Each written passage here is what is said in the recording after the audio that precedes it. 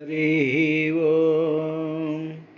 ఎని గుణములు కర్ణేంద్రియంబులు శోకదేహతాపంబల్ల తీరిపోవు, ఏని శుభాకారమిక్షింప కన్నులకు అఖిలార్థలభంబు కలుగుచుండు.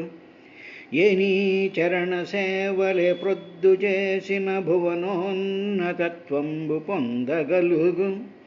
ఏ నీల సన్నామమే ప్రొద్దు భక్తితో దడివిన బంధ సంతతులు వాయు అట్టి నియందున చిత్తమనవరతము నచ్చియున్నది నియాననలేదు. కరుణ జోడుము కంసారి ఖలవిదారి శ్రీయుతాకారమని నీ చిత్తచోర.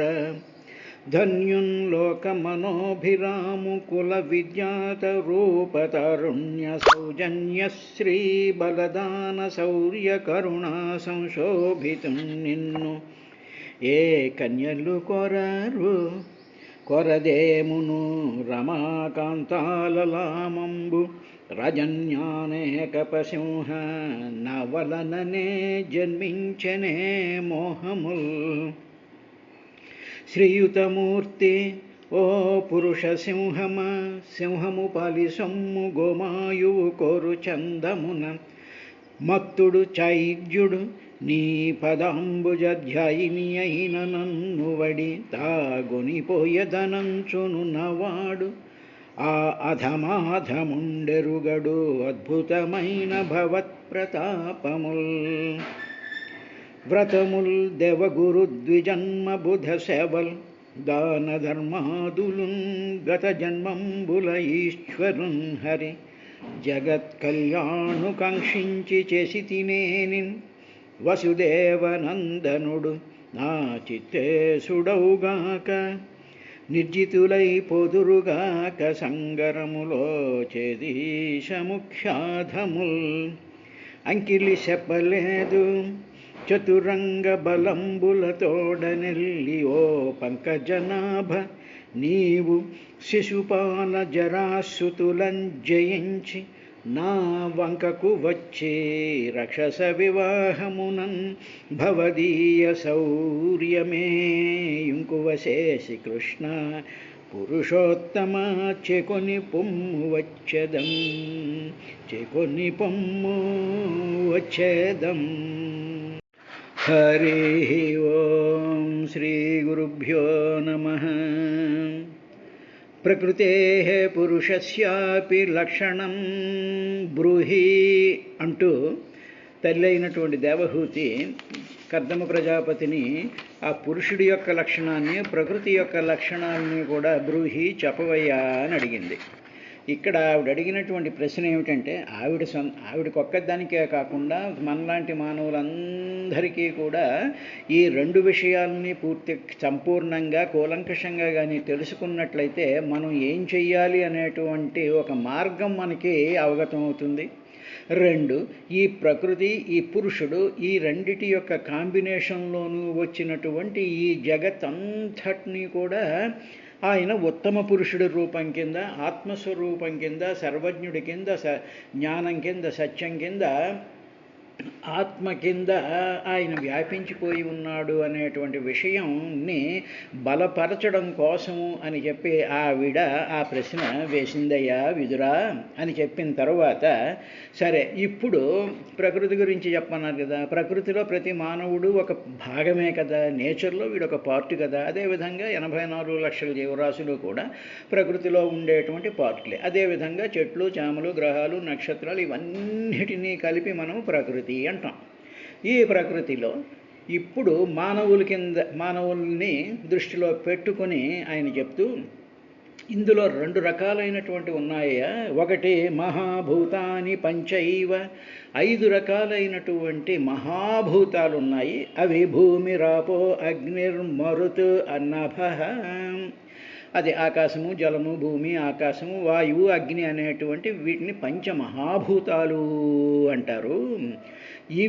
వీటికి ఈ పంచమహాభూతాలకి ఏమిటున్నాయంటే ఒక్కొక్క భూతానికి అంటే ఆకాశానికి, అదే భూమికి, జలానికి, వాయువుకి, అగ్నికి కూడా ఒక గుణం ఉంది, కొన్ని గుణాలు ఉన్నాయి వాటికి ఒక ప్రాపర్టీస్ ఉన్నాయి. ఆ ప్రాపర్టీస్ని తన్మాత్రలు అంటారు. అంటే ఆకాశం ఉందనుకో దానికి ఒక ప్రాపర్టీ ఉంది, భూమికి ఒక ప్రాపర్టీ ఉంది, అదేవిధంగా జలానికి, అగ్నికి, వాయువుకి ఒక ప్రాపర్టీ ఉంది, ఒక గుణం ఉంది. ఆ గుణం చుట్టూ ఈ మహాపంచభూతాలు ఏర్పడ్డాయి అన్నాడు.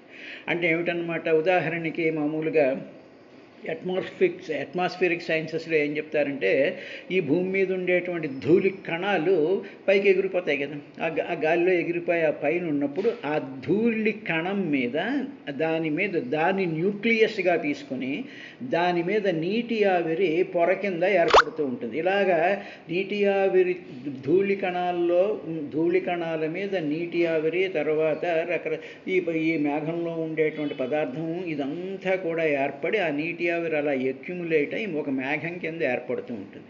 అంటే ఏమిటి, ఆ ఫండమెంటల్ ప్రాపర్టీ ఆఫ్ మేఘంకి అది ఎలా ఫార్మ్ అయ్యింది అంటే ఈ ధూళి కణం వల్ల ఫార్మ్ అయింది. అదేవిధంగా ఒక ప్రాపర్టీ ఒక గుణం ఉంటుంది, ఆ గుణాన్ని అంటే ఒక ప్రాపర్టీ ఉంటుంది, ఆ ప్రాపర్టీ చుట్టూ కూడా ఈ మహాపంచభూతాల్లో ఒక మహాభూతం ఒకటి ఆ ప్రాపర్టీని బట్టి ఫార్మ్ అవుతూ ఉంటాయి. ఇలాంటి గుణాలను సూక్ష్మ తన్మాత్రలు అంటారు. వీటిని తన్మాత్రలు అంటారు. అవి ఏమిటా తన్మాత్రలు ఏమిటంటే గంధం, రూపం, రసం, స్పర్శ, శబ్దం. ఇవి గంధాదీని తన్మాత్రాణి చ తావంతి మతాని అని తెలుసుకుంటూ ఉన్నారయ్యా. అంటే రూపరస గ్రంథ స్పర్శాలు అనేటువంటి ఈ 5 కూడా ఈ గుణాలు ఈ పంచభూతాలకి ఉన్నాయి అని చెప్పిన తరువాత ఇప్పుడు పంచమహాభూతాలు అయిపోయిందే. తర్వాత 24 తత్వాలు చెప్పారు కదా మహాభూతాన్ని. తర్వాత ఏంటి, పంచభిర్బ్రహ్మ చతుర్భిః దశభిస్తదా అని చెప్పాం కదా, 5, 5, 4, 10 అని. ఆ వాటి గురించి ఇప్పుడు చెప్తాం. ఇవి సెపరేట్, ఈ పంచమహాభూతాలు అనేటువంటివి సెపరేట్ అండి, వేరే ఏం లేవు. ఇవన్నీ కలిసి ఉండేటువంటి ఒక కాంప్లెక్స్ ఫినామినా అంటారు దాన్ని.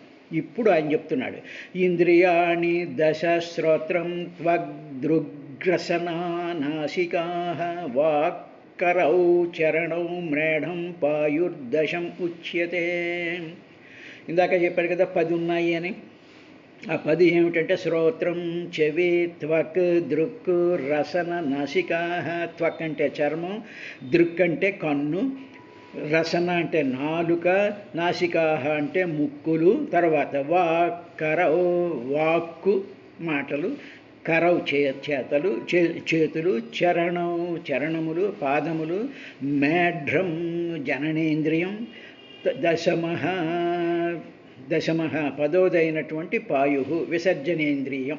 అంటే ఏమిటి, ఈ మొత్తము దశ ఇంద్రియాణి ఉచ్యతే. ఈ 10టిని కూడా ఇంద్రియములు అంటారయ్యం అమ్మా అన్నాడు. ఇప్పుడు ఏమండి ఈ 10 ఇంద్రియాలు ఇవి మానవులకైతే మనకు తెలిసిపోతాయి. ఈ 10 ఇంద్రియాలు ఏమిటో అన్న సంగతి మనకు we can be able to feel it. ఈ 10 ఇంద్రియాలు 84 లక్షల జీవరాశులకి ఉండాలా? ఈ 10 ఇంద్రియాలు ఉండకపోవచ్చు, కానీ కనీసం మినిమం ఒకటైనా ఉంటుంది, మ్యాక్సిమం 10 దాకా ఉంటాయి. కాబట్టి ఎలా ఉన్నాయండి అన్నాం అనుకోండి, ఇంద్రియాణి దశ శ్రోత్రం, చెవి ఉందనుకోండి. చెవి అంటే మనకు ఉండేటువంటి చెవి యొక్క ఆ స్ట్రక్చర్లో ఉండేటువంటిది శబ్దాన్ని గ్రహించగలిగినటువంటి ఆ ప్రాసెస్ని చెవి అంటారు. ఇప్పుడు కన్ను ఉంది, కన్ను శబ్దాన్ని గ్రహించలేదు. చెవిలో ఉండేటువంటి ఆ ఎనర్జీ, ఆ చెవిలో ఉండేటువంటి దాని యొక్క సిస్టమ్ ఉందే, ఆ శబ్దనాడులు అవి ఇవి ఉంటాయి, ది అరేంజ్మెంట్ ఆఫ్ దట్ అది వింటూ ఉంటాయి. అది వినేటువంటి ఆ అరేంజ్మెంట్స్ మానవుడి చెవిలో ఒకలాగా, సింహం చెవిలో ఒకలాగా, ఏనుగు చెవిలో ఒకలాగా, చిన్న చిన్న పురుగుల చెవుల్లో ఒకలాగా వేరుగా ఉన్నా, వాటి యొక్క ఆ ఫార్మేషన్ వేరుగా ఉన్నా, వాటిని అవి ఆ చెవులు ఆ జీవరాశికి ఉండేటువంటి చెవులు ఈ శబ్దాన్ని గ్రహించగలవు. అంటే ఏమిటి? They are the reception mechanisms developed by the arrangement of matter ఆయా బాడీస్లో అలా గ్రహించగలిగినటువంటి దానిని శ్రోత్రం, చెవి అంటారు. కాబట్టి ఈ చెవులు ఇప్పుడు పాములకు ఉంటాయి, జంతువులకు ఉంటాయి, రకరకాలైనటువంటి వాటికి ఉంటాయి. అదేవిధంగా త్వక్, చర్మం ఉంటుంది. ప్రతి దానికి కూడా చర్మం ఉంటుంది. చర్మం లేనటువంటిది ఏ జీవి లేదు. గాజు పురుగు కానీ, దోమకి కానీ, చీమకి కానీ, పాముకి కానీ, ఏనుగుకి కానీ చర్మం లేనటువంటిది ఏముంది? కాబట్టి అన్నిటికి చెట్లకి చర్మం ఉందిగా, పువ్వులకి చర్మం ఉంటుందిగా, పైన ఉండేటువంటి తొక్క. కాబట్టి ప్రకృతిలో ఇవన్నీ ఉంటాయమ్మా. ఉండేటువంటివి ఏమిటంటే 10. ఈ 10 తప్పించి వేరే ఏమీ ఉండవు. అదేవిధంగా నాసిక, ఘ్రాణం అంటే అన్నీ పీలుస్తుంటాయి, గాలి పీలుస్తూనే ఉంటాయిగా. నీళ్ళల్లో ఉండేటువంటి చేపలు నీళ్ళల్లో ఉండేటువంటి ఆక్సిజన్ని పీలుస్తుంటాయి, బయట ఉండేటువంటివన్నీ కూడా గాలి పీలుస్తూనే ఉంటాయి. కాబట్టి ఇలాగా ఈ ఇంద్రియాలు ఒక మానవులకే కాదు, మానవులకి మ్యాక్సిమం నెంబర్ ఆఫ్ 10 ఉన్నాయి, మిగతా వాటికి 2 ఉండొచ్చు, 3 ఉండొచ్చు, 1 ఉండొచ్చు మినిమం. కాబట్టి ఇలా ఉంటుందమ్మా. ఇదే కాకుండా వాక్ ఈ ఈ జ్ఞానేంద్రియాలు 5, వాక్ మాటేమో ఒక ఇంద్రియం. ఇప్పుడు కరవు, చేతులు అంటే మానవుడికి ఉండేటువంటి చేతులు. ఏనుగుకు ఒక తొండం ఉంటుంది, సింహానికి ఏవో పంజాలు ఉంటాయి, అదే లేళ్లకేవో ఒకటి ఉంటుంది. అలాగే పాదాలు ఉంటూ ఉంటాయి. కొన్నిటికి చేతులు లేకపోవచ్చు, అన్నిటికీ కూడా గాజు పురుగు ఉందనుకో, దానికి 100 పాదాలు ఉంటాయి. అదే షట్పదం ఉందనుకోండి, 9కి 6 పాదాలు ఉంటాయి. కాబట్టి ఇలా ఉంటాయి. తర్వాత ఘ్రాణం, గాలి పీల్చేటువంటిది ఉంది. అదేవిధంగా నోరు ఉంటుంది. నోరు లేనటువంటి జంతువు అంటూ ఏది ఉండదు, ఏ ప్రాణి ఉండదు. ఇప్పుడు ఏమండి చెట్టుకి నోరు ఉందా అండి అంటే ఉంది. ఏ విధంగా, ఏ రూపంలో ఉంది అంటే మనలాగా గేదెలాగా, ఆవులాగా, సింహంలాగా, లేడిలాగా, మేకలాగా కాకుండా ఈ చెట్లకు ఉండేటువంటి ఆహారాన్ని, నీటిని పీల్చుకునేటువంటి నోరు ఏమిటంటే ఆ చెట్లకు ఉండేటువంటి వేళ్ల ద్వారా ఆ చెట్టు ఆ నీటిని పీల్చుకుంటాం. మనం కూడా నీటిని లోపలికి పీల్చుకుంటాం. మన అరేంజ్మెంట్ ఆఫ్ మన థ్రోట్ ఈజ్ డిఫరెంట్, వాటికి ఉండేటువంటిది. కానీ ఫంక్షన్ రిమైన్స్ ది సేమ్. పీల్చుకోవడం అనేటువంటి ఫంక్షను, అది గాలి కానీ నీరు కానీ, function remains the same. But వాటి యొక్క అరేంజ్మెంట్స్ డిఫరెంట్గా ఉంటాయి. అది చాలా విచిత్రంగా ఉంటాయి. కాబట్టి చాలా విచిత్రంగా తయారు చేశాడమ్మా సృష్టిని అని చెప్పి ఆయన మొట్టమొదటే ఆయన చెప్తాడు. ఏమిటి? చాలా సృజతీం స్వరూపాః ప్రకృతిం ప్రజాః, ఇవి చాలా విచిత్రంగా చేసి పెట్టినటువంటివి. కాబట్టి ఇటువంటి విచిత్రంగా ఉండేటువంటి ఫంక్షన్స్ మాత్రం ఈ 10 విధాలుగా ఉన్నాయమ్మా అని చెప్పిన తర్వాత వీటిల్ని ఇంద్రియములు అంటారు. ఈ మొత్తం ఈ 10టిని కలిపి ఇంద్రియములు అంటారు. అన్న తరువాత ఇక 14వ శ్లోకంలో విదురా ఏం చెప్పాడంటే, మనోబుద్ధిరహంకారశ్చిత్తం ఇత్యంతరాత్మకం చతుర్ధా లక్ష్యతే భేదో వృత్యా లక్షణరూపయా. ఇక మానవుడి దగ్గరికి వచ్చేటప్పటికి అంతరాత్మకం అంటే అంతఃకరణం, లక్షణరూపయా అంటే ఏమిటి? ఆ లక్షణం చిహ్నంగా ఒక గుర్తులాగా ఉండేటువంటివి వృత్యా, అవి వికారం చేత మనః, బుద్ధి, అహంకారం, చిత్తం ఇది భేద చతుర్ధా లక్ష్యతే కానవచ్చుచున్నది. లక్ష్యతే ఆ విధంగా కనిపిస్తోంది. అంటే ఏమిటన్నమాట? ఇప్పుడు మనసు గురించి చెప్తాను. దశేంద్రియాలు అయిపోయాయి, కర్మేంద్రియాలు అయిపోయాయి. ఇక వాట్ అబౌట్ మనసు? ఈ మనసుని ఏమిటంటారంటే అంతఃకరణము అంటారు. అంతరాత్మకం అంటే మనసు. ఈ మనసు లక్షణ రూపయ, ఆ మనసు చేసేటువంటి డిఫరెంట్ డ్యూటీస్ని, డిఫరెంట్ ఎగ్జిబిషన్ ఉంది, మనసు 4 రకాలైనటువంటి విధంగా వ్యక్తమవుతూ ఉంటుంది. అంటే it is performing 4 type of duties అమ్మా. అంతరాత్మకం అంటే మనసు, అంతఃకరణము అంటే మామూలుగా సమ్ టోటల్ అంతఃకరణము. కరణము అంటే ఇన్స్ట్రుమెంట్ అని అర్థం. అంతః అంటే లోపల ఉన్నటువంటిది. దేని లోపల ఉన్నటువంటిది? మానవుడి శరీరం లోపల ఉంది, బ్రెయిన్ బయట ఏం లేదు కదా. అందువల్ల అంతః లోపల ఉండేటువంటి కరణం.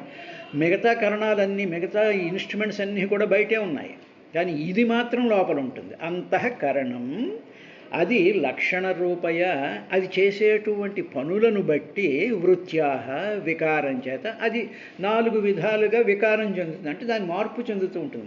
ఆ బ్రెయిన్ అనేటువంటి 4 విధాలుగా ఇట్ బిహేవ్స్ ఇన్ 4 టైప్స్. అది మొట్టమొదటిది ఏంటంటే మనః, బుద్ధి, అహంకార, చిత్తం ఇది భేద. మనసు, బుద్ధి, చిత్తం, అహంకారం అని చెప్పి ఈ 4 కూడా అవి ఈ 4 ఈ అంతఃకరణానికి, అంతఃకరణం అంటే ఈ 4 యొక్క కాంబినేషను. ఈ 4 కూడా అంటే మనసు, బుద్ధి, చిత్తం, అహంకారం అనేటువంటి అంతఃకరణలో 4 పార్ట్స్, 4 డివిజన్స్, ఏదో 4 రూమ్స్ అనుకుందాం. అలాగా ఉండేటువంటి చతుర్థ లక్ష్యతే భేదో, దాన్ని ఆ విధంగా భేద అంటే విభాగం చేశారు. ఒక ఇంట్లో 4 గదులు ఉన్నట్టుగా అంతఃకరణం అనేటువంటి ఇంటిలో 4 గదుల కింద లక్ష్యతే కనిపిస్తూ ఉన్నది. నిజంగా 4 కింద అలా సెపరేట్గా ఉన్నాయంటే కాదు, అవి చేసేటువంటి పనులు 4 విధాలుగా కనిపిస్తూ ఉంటాయమ్మా అన్నాడు. ఏమండి ఇది మనుషులకు ఒకటికైనా అంతఃకరణ అంటే? సాధారణంగా చాలా మట్టుకు మనకి తెలిసినంత వరకు చాలా మట్టుకు ఉండేటువంటి జీవులన్నిటికీ కూడా ఈ అంతఃకరణం అనేటువంటిది ఉంటుంది. మనం గ్రహించలేకపోవచ్చు అంతఃకరణం ఉందో లేదో అనేటువంటి. ఉదాహరణకి మనసే కదా, మనసు అంటే అంతఃకరణం కదా అన్నాం కదా. మనసు ఏం చెప్తుంది? ఇది వేడిగా ఉంది, ఇది చల్లగా ఉంది అని చెప్తుంది కదా, మనసు చెప్తుంది కదా. స్పర్శ జ్ఞానం ద్వారా ఆ స్పర్శ చెయ్యి చెప్పదు. మనసు ఏం చేస్తుందంటే ఇది చల్లగా ఉంది అని చెప్పి నీకు ఇన్స్ట్రక్షన్ ఇచ్చేది ఏమిటంటే స్పర్శ ద్వారా ఈ వేడి కానీ చల్లదనం కానీ మనసుకి వెళ్ళి అక్కడ రికార్డ్ అయ్యి ఇది వేడిగా ఉంది అని చెప్తుంది. కాబట్టి మనసు వీటన్నిటికీ కూడా కంప్యూటర్లో ఉండేటువంటి CPU యూనిట్ లాంటిది. ఇప్పుడు అటువంటి CPU యూనిట్ ఉంది, దాన్ని అంతఃకరణం అంటానే. ఈ అంతఃకరణం ఏం చేస్తుంది అంటే మిగతా జీవులకు కూడా ఉన్నాయంటే ఉన్నాయి. ఉదాహరణకి ఏదైనా లేడీ వెళ్తుంది అనుకోండి, పులి చూస్తుంది. చూడగానే పులికి ఉండేటువంటి కళ్ళు అనేటువంటి ఇంద్రియాల ద్వారా ఇది నాకు తగ్గటువంటి ఆహారము అని చెప్పి దాని మనసులు దాని రూపాన్ని గ్రహించి దాని మనసుకి ఇన్స్ట్రక్షన్స్ ఇచ్చేటప్పటికి వెళ్ళి దాన్ని క్రియాశీలం తీసుకెళ్ళి దాన్ని చెప్తుంది. ఇప్పుడు చెప్పింది ఏమిటి? అంతఃకరణం అయినటువంటి మనసే తప్ప సింహం యొక్క కళ్ళు కావు. అదేవిధంగా పచ్చనైనటువంటి పదార్థాలను చూసినట్లయితే సమస్తమైనటువంటి ఆవులు, గేదెలు, మేకలు, ఏనుగులు, ఇలాగ గడ్డి ఇవన్నీ తినేటువంటి జంతువులన్నిటికీ కూడా చెప్పేటువంటిది ఏమిటంటే అంతఃకరణం. అది మానవుడికి ఉండేటువంటి అంతఃకరణం లాంటిది కాకపోవచ్చు, కానీ గ్రహించి యాక్టివేట్ చేసేటువంటి మెకానిజాన్ని అంతఃకరణము అంటారు. అటువంటి అంతఃకరణం ఉంటుందమ్మా అని చెప్పిన తరువాత సరే ఈ 4 పార్ట్లు ఏం చేస్తూ ఉంటాయి అనేటువంటి విషయాన్ని చెప్తూ అది భేదం చేస్తారు కదా. అంతఃకరణం ఒకే యూనిట్ అనుకుంటే అది 4 కింద భేదం చేశారు కదా, విభాగం చేశారు కదా. అందులో మనహ, ఈ మనసు అనేటువంటిది సంకల్ప వికల్పాలకి స్థానం అమ్మా. అది సంకల్పం చేస్తుంది, వికల్పం చేస్తుంది అంతే. తర్వాత బుద్ధి ఏం చేస్తుంది అంటే నిశ్చయం చేసేస్తుంది. తర్వాత ఈ అహంకారం అనేటువంటిది ఏంటంటే నేను అనేటువంటి ఒక ఫీలింగ్ క్రియేట్ చేస్తుంది. తరువాత ఈ చిత్తం అనేటువంటిది ఏమిటి అంటే ఆ చిత్తంలో జ్ఞాపకాలు ఉండిపోతూ ఉంటాయి. మనసులో జ్ఞాపకాలు ఉండవు, బుద్ధిలో జ్ఞాపకాలు ఉండవు. మనసు పని చేసిన తర్వాత బుద్ధి ఒక నిశ్చయం చేసుకున్నాక ఆ నిశ్చయం చేసుకున్నటువంటి దానిని లేకపోతే ఆ అనుభవాన్ని స్మృతి రూపంలో అంటే జ్ఞాపకం రూపంలో ఉండేటువంటి దానిని చిత్తము అంటారు. ఉదాహరణ మనం స్వీట్ తిన్నాం అనుకోండి, స్వీట్ తినాలా వద్దా అనేటువంటి పార్ట్ అది డిసైడ్ చేసి అలా అనుకునేటువంటిది మనసు. స్వీట్ తినాలా వద్దా, స్వీట్ ఇలా ఉందా అలా ఉందా అంతే. అది తినడం అవ్వదు, ఉందా లేదా. తర్వాత బుద్ధి, ఓకే తిందాము అని సేమ్ మైండ్ ఏం చేస్తుందంటే ఒక స్థిర నిశ్చయం చేస్తుంది. అప్పుడు స్వీట్ ఏం చేస్తాం, తినాలి అని నిశ్చయించుకున్న తర్వాత నీ మైండ్ ఏం చేస్తుంది అంటే చేతులకి ఇన్స్ట్రక్షన్స్ తీసుకో అని వెంటనే ఈ చెయ్యి వచ్చి దాన్ని తీసుకుంటుంది, తీసుకుని తింటుంది. తిన్న వెంటనే ఏమవుతుంది, అక్కడ బుద్ధి లేదు, మనసు లేదు. ఆ తీపి అనేటువంటి అనుభవం, ఆ తీపి అనేటువంటి ఒక జ్ఞాపకం ఏం చేస్తుందంటే మళ్ళీ మైండ్లోకి వెళ్ళిపోయి కూర్చుంటుంది. దాన్ని చిత్తము అంటారు. ఈ మూడిటి కాంబినేషను అహంకారం అన్నమాట. నేను తిన్నాను, నేను అనేటువంటి అహం వచ్చేస్తుంది అన్నమాట. ఆ విధంగా అహం ఉంటుందమ్మా అని చెప్పి ఇలాగ 4 బాట్స్ కింద ఈ అంతఃకరణాన్ని డివైడ్ చేసినటువంటిది ఉందమ్మా. ఇది అన్ని జీవరాశుల్లోనూ ఉంటుంది, కొద్దిగా గొప్ప ఆయా అమరికలను బట్టి ఉంటుందమ్మా అని చెప్పిన తరువాత ఇంకా 15వ శ్లోకంలో ఏతావానేవ సంఖ్యాతో బ్రాహ్మణ సగుణస్య సన్నివేశో మయా ప్రోక్తో యః కాలః పంచవింశకః. అమ్మా నేను ఈ విధంగా సగుణ బ్రహ్మ యొక్క జగద్రూపముగా వస్తులోని విశేషాన్ని పరిగణించాను అన్నాడు. అంటే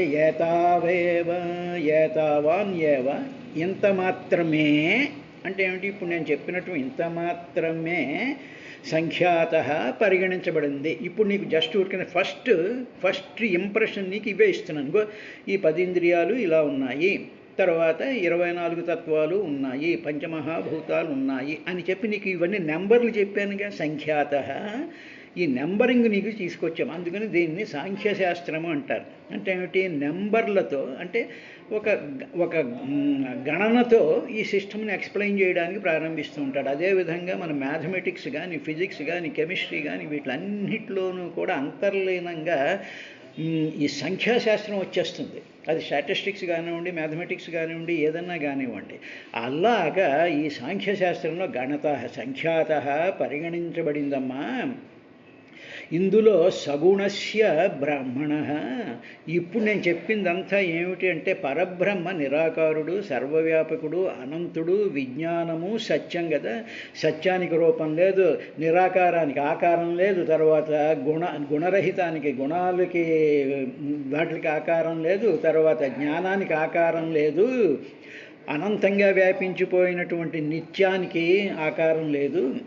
కానీ ఇలాగ ఆకారాల కింద ప్రొజెక్ట్ అయినటువంటి దాన్ని సగుణస్య బ్రహ్మణ అంటారు. ఆ బ్రహ్మ సత్యం జ్ఞానం అనంతం బ్రహ్మ, ఆ బ్రహ్మ నిరాకారం అయినటువంటిది. సగుణస్య గుణాలను, తనలో ఉండేటువంటి గుణాల ద్వారా పంచమహాభూతాల కింద ఈ 24 తత్వాల కింద ప్రొజెక్ట్ అవుతోందమ్మా అని చెప్పి నేను మయా ప్రోక్త చెప్పబడింది నీకు. సన్నివేశ విశిష్టమైనటువంటి అవస్థ ఇదంతా కూడా నీకు చెప్పాను. కానీ ఇంకోటి చెప్పాల్సింది ఒకటి ఉంది. అది ఏమిటంటే మయా ప్రోక్తో యః కాలః పంచవింశకః. 24 అంటే మరి కాలం మాట ఏమిటి అని నీకు అడగబోతున్నావు కదా. పంచవింశకః, వింశ అంటే 20 అని అర్థం. పంచ అంటే 25, కహ అంటే పరబ్రహ్మ యొక్క సగుణ రూపంగా కనిపించేటువంటిది. కహ అంటే పరబ్రహ్మ. పంచవింశకః అంటే 25వ పార్ట్ అయినటువంటి కహ పరబ్రహ్మని కాలం అన్నారమ్మా అని చెప్పి 24 తత్వాలు ప్లస్ కాలము, పంచమహాభూతాలు, ఇలాగా మనం ఈ విధంగా లెక్క పెట్టుకోవచ్చు సంఖ్యాత అని చెప్పిన తరువాత ఇప్పుడు ఆయన కాలం గురించి ఒక దాని యొక్క గుణాన్ని, అది ఏమిటి అనేటువంటి విషయాన్ని కొంచెం ఆయన చెప్తూ ప్రభావం పౌరుషం ప్రాహు కాలమేకో యతో భయం అహంకార విమూఢస్య కర్తు ప్రకృతిమీయుష. అమ్మా దీంట్లో రకరకాలైనటువంటి భేదాలు ఉన్నాయి, రకరకాలైనటువంటి ఆర్గ్యుమెంట్స్, రకరకాలైనటువంటి థియరీలు ఇవే ఉంటాయి. ఉండడం మాత్రం ఇవే, చెప్పేటువంటి విధానంలో ఒక్కొక్కళ్ళ యొక్క పెర్సెప్షన్ బట్టి డిఫరెంట్గా చెప్తూ ఉంటారు. ఏకే కొందరు, అందులో ఏకే కొందరు కాలం పౌరుషం ప్రభావం ప్రాహు. అమ్మా, ఇప్పుడు పంచవింశక అంటే 25వ పార్ట్ అయినటువంటిది కాలం చెప్పాను కదా. ఈ కాలాన్ని ఏకే కొందరు ఏమంటారంటే కాలమును పౌరుషం, ఆ పరమాత్మకి పురుషుడికి అంటే ఆ పరమాత్మకు సంబంధించినటువంటి ప్రభావంగా ప్రాహు చెప్తూ ఉంటారమ్మా. ఈ కాలం అనేటువంటిది కనిపించదు కదా. ఇంద్రియాలు మిగతావన్నీ పంచమహాభూతాలు, ఆకాశం, భూమి, అగ్ని, వాయువు, తర్వాత దశేంద్రియాలు, తర్వాత ఇవన్నీ కనిపిస్తూనే ఉన్నాయి, ఇవన్నీ దృశ్యమానం అవుతూ ఉన్నాయి. కాలం మాత్రం అదృశ్యంగా ఉంది.